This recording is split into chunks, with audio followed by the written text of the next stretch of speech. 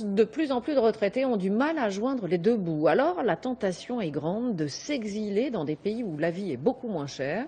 Ils sont désormais 1 million à passer l'hiver au soleil, 200 000 à s'être expatriés définitivement.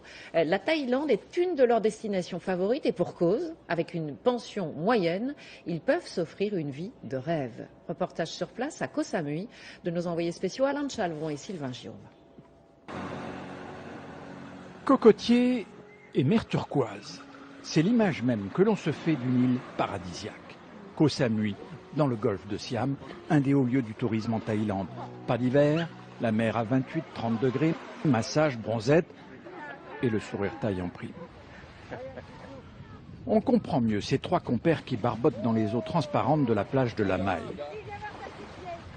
Il y a le retraité, le semi-retraité et celui qui rêve d'être traité. René, 74 ans, revit depuis qu'il a fait le grand saut. Moi, je vous avoue franchement, je suis au paradis. Comme beaucoup de retraités qui vivent ici, René est venu de France après un rapide calcul économique. J'ai revendu ma maison parce qu'avec 1 200 € par mois, j'avais une villa à Saint-Raphaël. C'était impossible de vivre avec 1 200 € par mois. Ici, les prix sont moins chers, on peut vivre 3-4 fois mieux pour la même somme.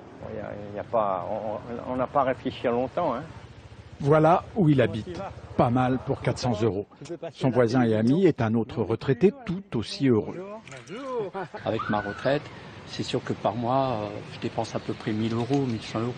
Pour avoir une très belle vie, quoi. Avoir une très belle vie. Ouais. Vous vous privez de rien. Rien, là je viens d'aller faire mon marché, j'ai acheté des grosses crevettes, parce que j'adore ça, des filets de poisson. J'ai payé 7 €. Vous auriez payé ça combien en France? 20-25 €, facilement.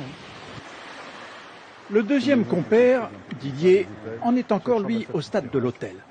Même en incluant le prix du billet d'avion, ça lui revient beaucoup moins cher qu'en France. Quand on vient à moi avec mon épouse, on paye 1 300 € à 2 allers-retours de billets d'avion, 1 000 € d'hôtel, ce qui fait 2 300 €, et on vit très très bien avec 1 000 € pour le repas, pour les activités, mais le repas, on ne se prive pas, quoi.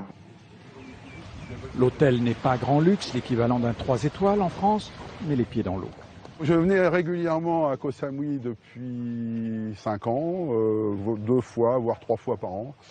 Et avec mon épouse, on a décidé de s'installer dans la région et d'acheter une villa à proximité, à 5-6 minutes de scooter de la plage. Voilà, pour passer une bonne retraite. La voilà, la maison en travaux. Elle coûtera 230 000 €. C'est le troisième compère, Pascal, qui l'a fait construire. Il n'a pas encore l'âge de la retraite et s'est donc improvisé promoteur. Une maison me revient entre 3 fois et demi et 4 fois moins cher qu'en France. Et à savoir qu'une fois que les maisons sont finies, il n'y a pas d'impôts locaux, il n'y a pas d'impôts fonciers.